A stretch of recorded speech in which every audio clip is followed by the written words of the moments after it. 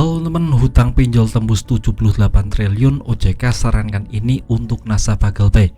Nah, kita tahu baru-baru ini OJK mengeluarkan angka ya teman, per Januari 2025 itu angka orang Indonesia yang melakukan yang namanya pinjaman online di pinjol itu tercatat 78 triliun rupiah. Itu data di Januari, kalau sekarang kan sudah April, jadi mungkin sekarang sampai 80 triliun teman, dan itu jumlah yang sangat amat banyak sekali. Nah, OJK mewanti-wanti banyak hal agar teman-teman yang sekarang ada pinjaman itu harus lebih berhati-hati. Nah, saya tangkap ada 3 poin penting yang disampaikan OJK agar teman-teman yang punya pinjaman agar lebih berhati-hati ke depannya.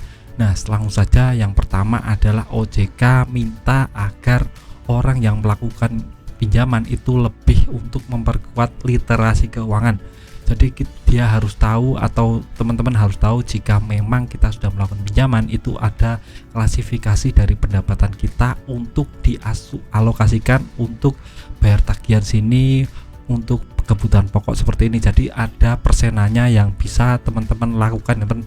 Jadi OJK mewanti-wanti ini karena masyarakat Indonesia literasi keuangannya sangat amat rendah sekali, sekitar 30% yang punya literasi keuangan. Jadi mereka kebanyakan pinjam tapi tidak konsekuen, alias melakukan gagal bayar atau tidak bayar tagihan.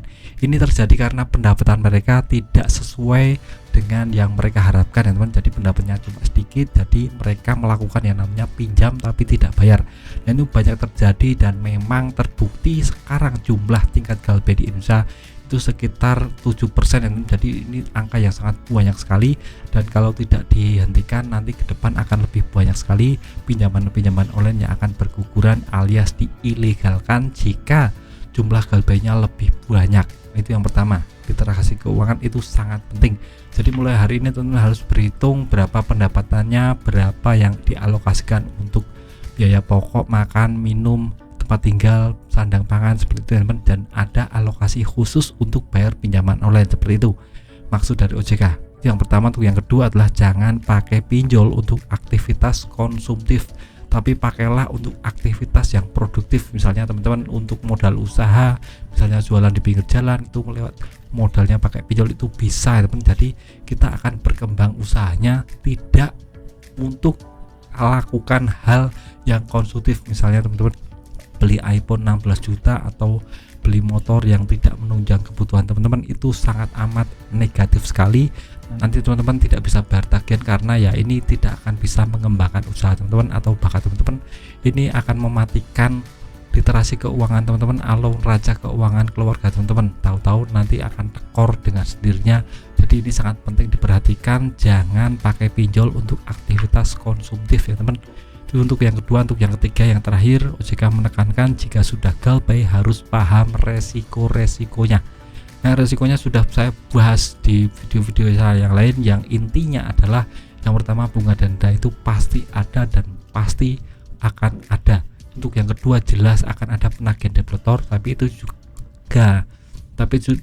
juga tergantung pinjaman online-nya, aplikasinya apakah akan menagih ke rumah teman-teman atau tidak.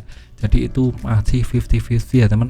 Dan untuk yang terakhir adalah kena BI checking alias blacklist dari bank swasta dan nasional. Jadi teman-teman tidak akan bisa untuk melakukan pinjaman atau meminjam uang di bank atau pinjaman online yang lain karena riwayat teman-teman buruk. Riwayat ini maksudnya adalah riwayat pinjaman teman-teman. Jadi ini sangat berbahaya sekali, terutama buat pengusaha muda yang nambah modalnya tidak akan pernah bisa karena ya datanya sudah busuk, tidak bisa untuk pinjam lagi. Ini saya video singkat dari saya tentang hutang pinjol tembus 78 triliun. OJK sarankan ini untuk nasabah GalPay. Semoga teman langsung bisa terapkan ini untuk kehidupan teman-teman, jangan sampai terjerat pinjaman online dan bisa lepas dari jerat pinjaman online ini. Ini saya video singkat dari saya, semoga bermanfaat. Tetap semangat untuk hidup yang lebih baik.